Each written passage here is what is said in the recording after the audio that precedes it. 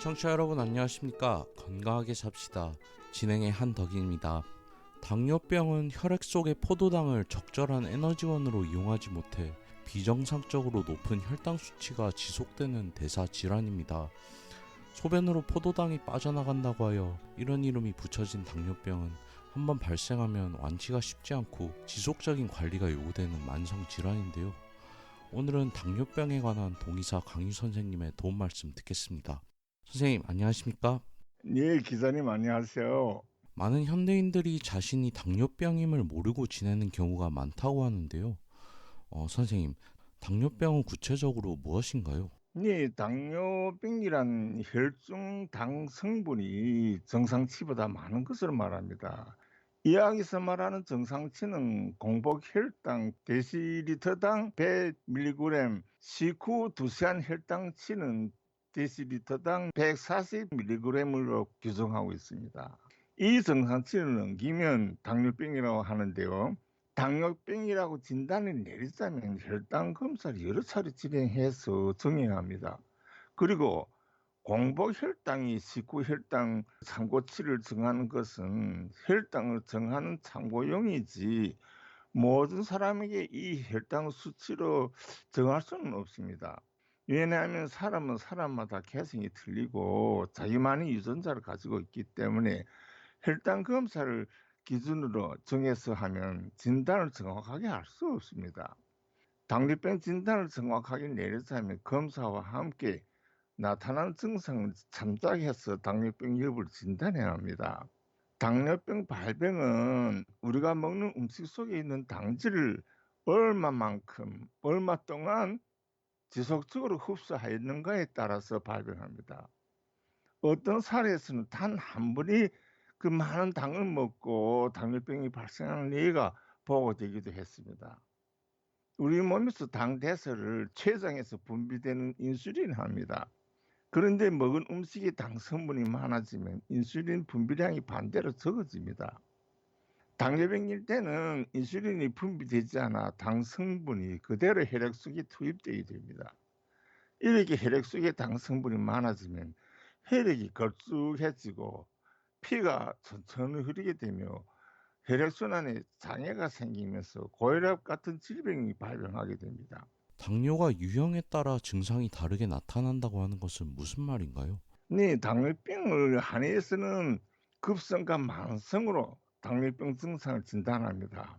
급성일 때는 양의학에서 말하는 제1형에 해당하고 만성일 때는 2형에 가깝다고 생각합니다. 당뇨병 급성이면 췌장에서 인슐린을 만들지 못해서 당 분해를 하지 못할 때 내리는 진단이고, 만성 당뇨병은 생활 습관에 의해서 그리고 가족이 그 유전을 비롯한 여러 가지 원인에 의해서 인슐린 분비가 되지 않아 성인병을 발병하게 하는 원인으로 됩니다. 즉 지속적인 음주와 혼란스러운 식사 생활이 고혈압을 비롯한 여러 가지 병을 발병시키게 합니다. 당뇨병을 촉발하는 환경적인 요인에는 어떤 것이 있나요? 네, 당뇨병을 발병시키는 그 환경적인 요인이라고 하면 그것은 식생활입니다. 당뇨병을 부자들이 병이라고 하는 것은 잘 사는 나라 사람들에게서 당뇨병이 대부분 발병하기 때문입니다. 부자들이 먹는 식사는 대개 칼로리가 높은 탄수화물과 당이 많은 음식을 먹는 것 때문에 당뇨병이 발생하게 됩니다. 살이 찌면 당뇨에 걸릴 확률이 더 높다는 말인가요? 네, 당뇨병을 가진 사람은 거의 모두 비만한 사람들이고 나이가 많은 연령층에서 발생하는데 특히 노화는 몸이 운동신경을 둔하게 하고 신생세포보다는 사멸되는 세포가 많아지면서 노화로 퇴행하는 것입니다. 노화는 몸의 운동신경을 둔하게 하고 사물 판단 기능을 더디게 합니다. 이런 증상들은 혈당이 높아질수록 심하게 나타나고 그로 인해서 뇌에서만 병이 발병하는 것이 아니라 심장에서도 발병하게 합니다. 혈당이 높으면 혈중의 산소 함량이 낮아서 생기는 질병들이 많이 발병합니다. 그럼 왜 혈당 수치를 낮추려면 운동해야 하는가 하는 것입니다. 혈액 속에 당 성분이 많으면 혈액이 걸쭉해지고 혈액순환이 잘 되지 않을 뿐만 아니라 혈액 속에 산소가 적어진다는 말입니다. 이런 환경을 개선하려면 운동해서 혈액순환이 빠르게 해줘야 부족한 산소를 보충하고 당 성분이 제로 배설될 수 있습니다. 운동은 몸이 건강을 지키는 보약으로 된다고 하는 것은 몸이 혈액순환을 돕는 것과 몸을 튼튼하게 하여免疫을 높이게 하는 치료약이면서도 예방약으로 되는 것입니다. 당뇨병이 있는 사람은 운동 필수약으로 생각하고 매일 꾸준하게 운동해야 합니다. 선생님, 한의학에서는 당뇨를 어떻게 치료하나요? 한의에서는 당뇨병을 한약으로 치료합니다. 주로 혈당을 낮추는 한약을 주약으로 하고 혈액순환이 잘 되게 하는 한약을 병합하여 치료하는데, 한의에서도 한약과 함께 운동요법을 권장하고 있습니다.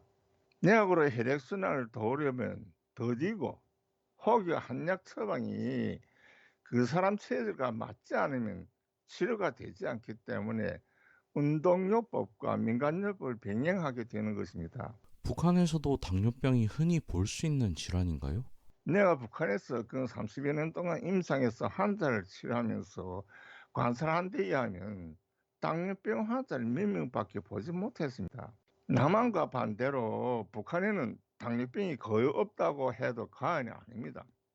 동의보감에는 당뇨병 증상을 다식, 다음, 다내라고 하였습니다. 즉 많이 먹고 많이 마시고 많이 소변 보는 것이 당뇨병 주증상이라고 하는데, 내가 북한에서 임상에서 본 당뇨병 환자는 이런 증상이 없고 오직 먹어도 살이 찌지 않고 여유는 행위였습니다.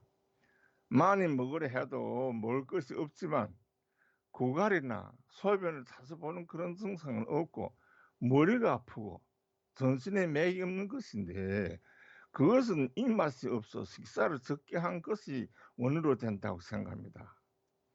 이렇게 당뇨병 발병 원인이 뚜렷하지 않은 환자에게 한의학 처방보다는 민간요법을 오랫동안 사용하게 처방하였는데, 그 주약이 둥글리였습니다.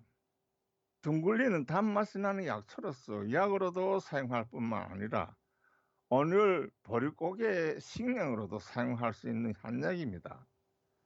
동의보감에서는 둥글레를 허로와 몸이 쇠약할 때 신체를 보호하고 근육과 뼈를 튼튼하게 하며 정신을 맑게 하고 간과 신을 보호하고 정력을 높여주며 심기를 편안하게 해주는 약으로 기록하고 있습니다. 현실적으로 둥글레를 당뇨병에 사용해서 혈당 낮추는 결과가 있었습니다. 당뇨보다 무서운 것이 당뇨에 따른 합병증이라고 하는데 어떤 것을 주의해야 하나요? 당뇨병에 합병되는 질병 중에는 고혈압이 첫 자리를 차지할 것입니다. 피가 걸쭉하면 혈액순환이 잘 되지 않으면서 혈압의 변화가 생기지요. 이렇게 당뇨병으로 발병하는 질병은 고혈압병이 제일 많다고 생각됩니다. 다음은 만성 합병증으로 미세혈관의 혈액이 잘 흐르지 못해서 시신경 위축과 같은 시력의 변화를 일으키는 질병이 발생할 수 있으며, 또 콩팥에서 피를 잘 거르지 못해서 담백이 제로 빠지는 신장병증, 그리고 신경이 전달이 잘 되지 않아서 청각감각, 온도 감각이 둔해지는 신경병이 발생할 수 있으며, 다음은 혈관 질병에 의해서 관상동맥이나 말초동맥, 뇌혈관 질환이 발병할 수 있습니다. 이런 질병들은 당뇨병이 치유되지 않으면 계속적으로 증상을 키우면서 다른 질병을 더 합병할 수 있습니다. 당뇨병은 가족력도 무시할 수 없다고 하는데요. 당뇨병이 유전적인 요인도 갖고 있나요? 당뇨병 발병 원인을 임상에서 살펴보면 유전적인 요인으로 당뇨병이 발병된다고 하지만 북한에서는 현실적으로 그런 사례를 찾아보지 못했습니다. 잘 사는 나라 쪽에서 발병하는 질병이 북한에는 없거나 희소한 것으로 됩니다. 마지막으로 평상시 당뇨를 예방하기 위해 어떤 습관을 들여야 할지 말씀 부탁드립니다. 네, 최근에 탈북한 사람들과의 담화에서 보면 거의 모두 당뇨병에 대한 상식을 모르거나 그렇게 앓는 사람은 못 봤다는 증언이 있었습니다. 그렇지만 시대가 발전하고 생활이 단순되면 어느 때나 당뇨병이 발병할 수 있으므로 당뇨병에 대한 상식은 누구나 알고 있어야 한다고 생각합니다. 당뇨병을 미리 예방하기 위해서는 첫째도 운동, 둘째도 운동이라는 것을 우리는 명심하고 운동을 생활화해야 한다는 것을 거듭 말씀드립니다. 네, 선생님 오늘 말씀 고맙습니다.